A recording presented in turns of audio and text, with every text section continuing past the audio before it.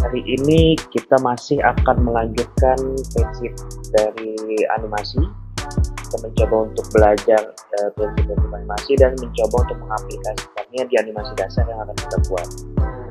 Oke, pertama-tama seperti biasa kita lihat dulu apa itu. Jadi yang akan kita buat adalah straight ahead and pose to pose prinsipalnya yang keempat. Oke, kita lihat dulu ya, apa itu straight ahead dan pose to pose animation.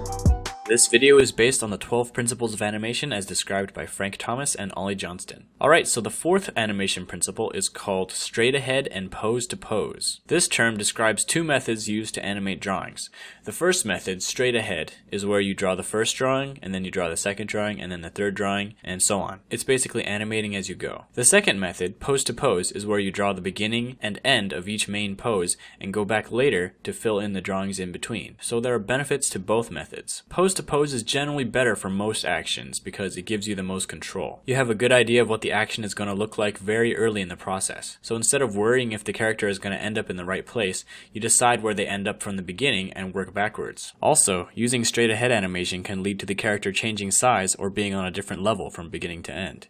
Pose to pose can save you a lot of work. If you were to animate a whole sequence straight ahead and then realize that one pose is off, you would have to change several drawings to fix that one pose. But with pose to pose, you do the main poses to see if it feels right, and you can catch problems early on.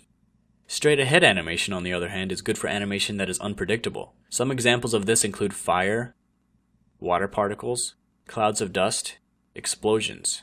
The reason why straight ahead works well is because there are laws of physics that work at a constant rate, and it's hard to predict how it will work pose to pose. So when animating fire, for example, you just go with the flow based on what you know about fire, and let the fire kind of create itself. If we were to look at the beginning and end, we wouldn't even know how to in between it. However, you can still use pose to pose to make the general shapes, and fill it in between to make it smoother. Another example of unpredictable animation is overlapping action, which will be covered in depth in the next video. Let's say that a character has floppy ears. You could draw the figure with his ears for each pose and just draw the in-betweens accordingly, but another method is to animate the figure using pose to pose without the ears, and then going through and adding the ears using straight ahead. This is good because you can focus on the figure's movements without the distraction of having to do his ears, and you can also focus on the physics of his ears without the distraction of his body's movement. This also applies to hair, tails, and other appendages. When you work pose to pose, there's some vocabulary that goes into it. There are main poses called keys, secondary poses called extremes, and further broken down poses called breakdowns. Make the keys first, perfect them, then decide the farthest the character will go in each direction using extremes, and then decide how you want the extremes to connect using breakdown poses. At this point, you can start in-betweening. Working with this sort of hierarchy will give you the most control, as opposed to doing your pose to pose straight ahead, so to speak. This is like pose to pose within pose to pose, because you are perfecting the poses at each level before moving down to the next level. Oke, itu dia prinsipal yang keempat, straight ahead and pose to pose animation. Jadi kedua prinsip ini adalah sebenarnya dua metode yang berbeda ketika kita membuat animasi, terutama animasi tradisional atau yang dikenal namanya itu cel animation. Jadi dia dibuat per gambar gitu ya. Dia dibuatnya dari gambar per gambar, dari frame by frame gitu kan. Nah, tujuannya berbeda. Kalau straight ahead itu lebih kepada misalnya kalian mau membuat animasi-animasi yang lebih cenderung action, itu biasanya straight ahead karena dia akan bergerak sesuai dengan apa yang kita mau atau bergerak dengan hal-hal yang mungkin tidak terprediksi, misalnya kayak api tadi. Atau pose to pose animation lebih kepada animasi-animasi yang kita mau membuat, itu kita tahu alur pergerakannya itu akan kemana. Misalnya tadi kayak ketika ada mau melompat, ketika misalnya kita mau membuat sesuatu yang memang sudah terprediksi kemana dia akan bergerak. Jadi kedua ini adalah straight ahead dan pose to pose itu lebih kepada dua metode yang berbeda untuk membuat suatu animasi, terutama animasinya tradisional. Nah, karena yang kita akan buat ini digital, menggunakan aplikasi digital gitu ya. Walaupun digital tapi tetap bisa kita membuat animasi, kalau di sini sebutnya frame by frame jadinya. Kita bisa juga membuat frame by frame atau gambar per gambar nantinya di frame-frame. Tapi di sini kita lebih dimudahkan terutama untuk yang post to post, karena kita sudah tidak lagi menggambar in between, tapi kita juga bisa nanti kita animasikan dengan jembatan kita atau classic twin misalnya.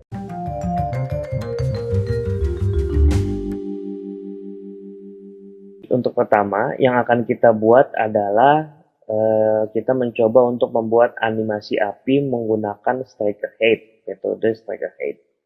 Nah, nanti udah kita gambarkan contohnya. Ini frame-frame yang akan kita buat, jadi ada 15 frame dengan gambar-gambar yang berbeda. Nah, kita mau membuat animasi api.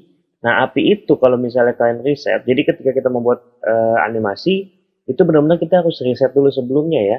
Jadi untuk api, kalau misalnya kalian perhatikan, api itu dia dari mengecil terus membesar. Udah gitu dia nanti perlahan-lahan ketika dia membesar, dia akan lepas nih untuk ujung-ujungnya. Dan berulang dia ke bawah lagi, ke atas lagi, lepas lagi. Seperti itu terus. Untuk bentuknya biasanya dia random, abstrak gitu ya. Jadi prinsip yang harus kita pegang dalam membuat api adalah dia dari kecil nanti dia membesar. Dan ketika membesar dia perlahan-lahan itu apinya itu akan lepas. Jadi bagian atasnya akan lepas, muncul lagi di atas, manjang lagi, lepas lagi, dan seterusnya. Nah, kita coba ya. Untuk gambarnya, kalau biasanya kita pakai F6, itu kan untuk insert keyframe ya. Kalau ini kita pakainya F5. Jadi misalnya kita mau buat, kita gambarnya pakai pencil tool. Jadi kalau sudah dibuat, kita di frame 1, kita lihat dulu contohnya. Ini kalian bisa capture atau foto dulu ya. Jadi silakan di pause, terus bisa di capture atau di foto gambarnya. Jadi kita buat di frame 1 seperti ini, di frame 3 seperti ini, di frame 5 seperti ini. Dan seterusnya. Oke, kita coba untuk di frame pertama ya. Jadi pastikan kita ada di frame pertama, terus aktifin pencil tool. Nah, ini sebelumnya kita harus tentuin dulu nih garis di lantainya atau garis bawahnya. Kita harus pastikan biar nanti bagian bawahnya itu dia tidak bergerak. Dia tetap ada di bagian bawah yang sudah kita tentukan. Jadi kayak biasa, kita kasih view rollers. Baru tinggal kita tarik ini dari atas ini ke bawah. Kita tentukan dulu lantainya, bagian bawahnya misalnya di sini. Terus kita kunci dulu guides, lock guides. Nah, kalau udah baru kita coba gambar pakai pencil tool. Gambarnya itu sama ketika kita pakai polygonal lasso tool di Photoshop ya. Jadi tinggal diklik tahan, terus kita gerakin aja. Pastikan dulu kita ada di frame yang ke-1. Pastikan kita aktif di pencil tool. Kalau sudah, stroke colornya dipilih dulu. Kalau di sini kita pakainya untuk fill-nya warna orange. Sudah pasti stroke colornya warna orange, tapi yang lebih gelap ya. Tinggal kalian pilihnya orange. Terus di pojok kanan ini kita pilih yang lebih gelap. Pilih yang black ya, black, terus pilih yang lebih gelap. Oke, pojok, pilih black, pilih lebih gelap, terus oke. Nah, di sini dia ada pencil modenya juga, pencil mode. Itu pencil mode-nya kita pilihnya yang smooth, karena kita mau bikin nanti apinya itu meliuk-liuk. Berarti kita pilihnya pencil mode-nya yang smooth. Nah, kalau sudah, baru kita pastikan di frame 1, kita buat apinya lebih kecil ya, abstrak, dan pastikan titik awalnya itu harus bertemu sama titik akhir. Oke, kita langsung buat.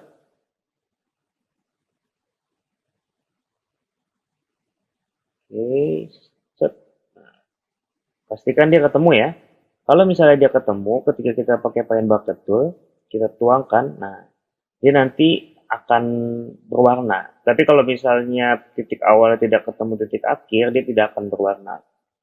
Nah, baru kita misalnya tambah menambahkan detail di atasnya. Masih di frame 1 juga.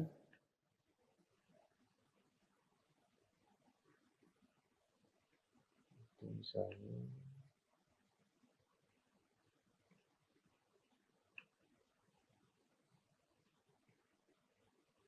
Terus kita kasih warna lagi. Oke.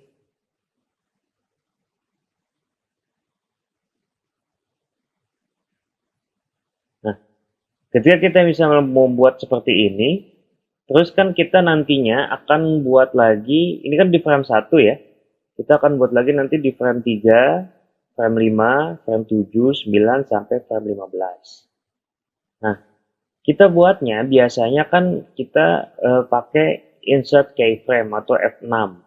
Nah, di sini karena kita mau membuat bentuk-bentuk yang berbeda, kita menggunakan, misalnya kita mau di frame 3 di sini, biasanya kita pakainya insert keyframe atau F6. Kita sekarang pakainya bukan insert keyframe karena kita akan membuat gambar yang berbeda, tapi kita menggunakan insert blank keyframe. Nah, jadi dia akan hilang. Kita harus punya patokan sama gambar yang sebelumnya, karena kita untuk tahu ini lebih besar atau tidak, atau sesuai atau tidak gambarnya, kita harus punya patokan dari gambar sebelumnya nih. Nah, kita bisa pastikan itu dengan aktifkan onion skin. Nah, onion skin ini untuk melihat gambar sebelumnya yang ada di range yang di atas ini. Gambar ini berarti adalah gambar yang ada di frame 1. Kita ada di frame 3, tapi kita bisa melihat gambar yang ada di frame 1 dengan onion skin ini. Tinggal kita buat lagi gambarnya di frame 3, berarti kan yang lebih besar daripada frame 1 misalnya. Misalnya begini kita buat, titik awalnya harus ketemu sama titik akhir. Kita kasih pen bucket tool untuk warnanya. Gitu ya. Jadi buatnya frame by frame. Misalnya frame 1 dulu tadi, kita buat, kasih warna, titik awal harus ketemu titik akhir. Kita buat insertnya bukan insert keyframe, tapi insert blank keyframe, karena kita akan membuat gambar yang berbeda dari pertama, jadi kita tidak F6. Nah, kalau udah, untuk patokannya, di gambar sebelumnya, kita aktifkan onion skin. Nanti juga begitu, misalnya di frame 5, kita kan insert blank keyframe lagi nih. Nah, kita lihatnya ini yang sesuai range-nya, berarti yang di frame ketiga pakai onion skin, kita gambar lagi pakai pencil tool, dan seterusnya.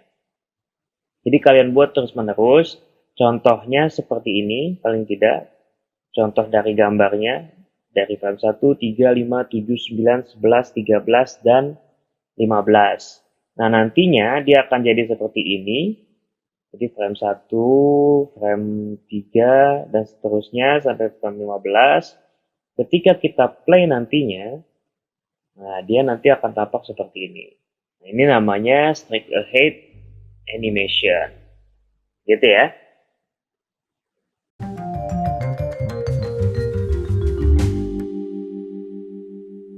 Sekarang kita akan coba membuat metode post to post. Tapi post to post di digital atau di Adobe Flash ini itu lebih gampang daripada yang kita melakukan animasi dengan cara tradisional atau dari gambar ke gambar.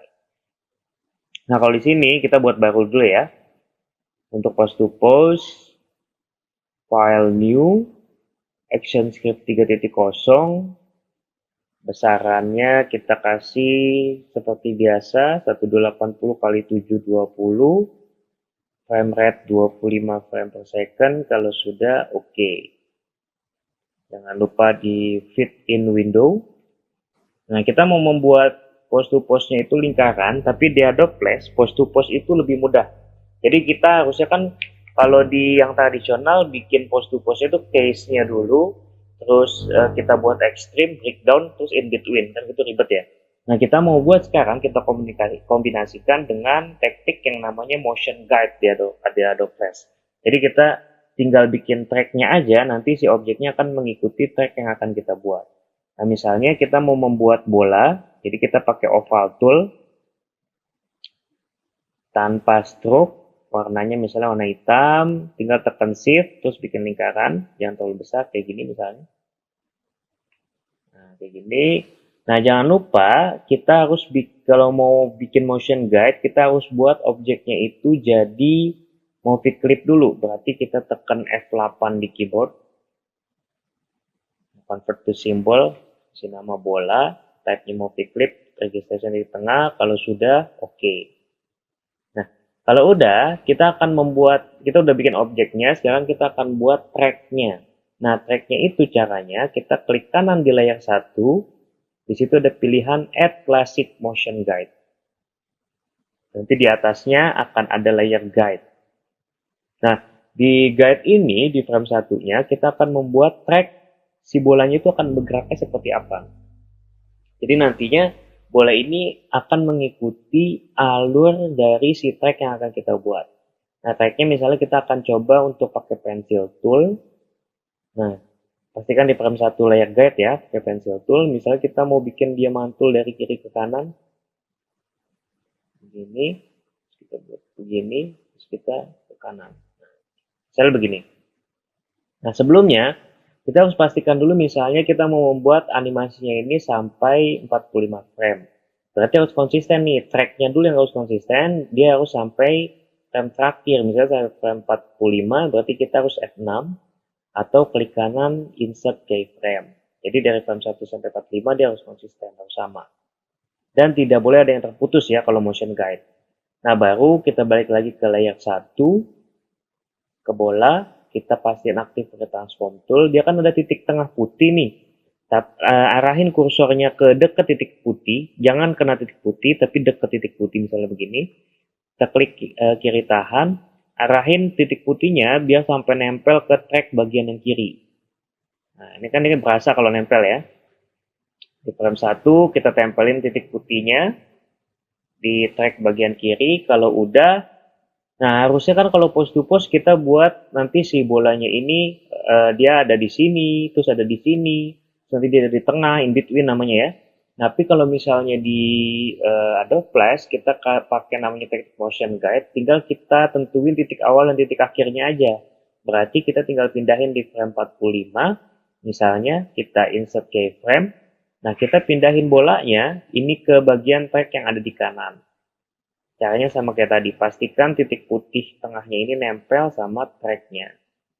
Nah, kalau di Adobe Flash kan harus ada jembatannya ya. Karena ini kita pakainya itu adalah movie clip objeknya, berarti jembatannya kita pakai Classic Twin. Kalau shape, berarti shape twin gitu ya. Nah, kita karena pakai movie clip, kita pakai Classic Twin antara frame 1 sampai 45, klik kanan, pilih Create Classic Twin. Nah, kalau misalnya kita play, dia akan bergerak mengikuti track yang sudah kita buat jadinya. Yang harusnya ini pakai post to post, tapi kita bisa pakai di Adobe Flash, kita post to post juga, cuman post to postnya lebih mudah. Tinggal kita bikin tracknya, kita arahin aja dia di track awal dan di track akhir. Terus kita tambahin Create Classic Twin. Nanti jadinya seperti ini. Begitu ya, kita sudah belajar bagaimana caranya menggunakan metode strike ahead dan post to post. Sama ada hal yang baru yaitu teknik baru yang kita pelajari namanya motion guide.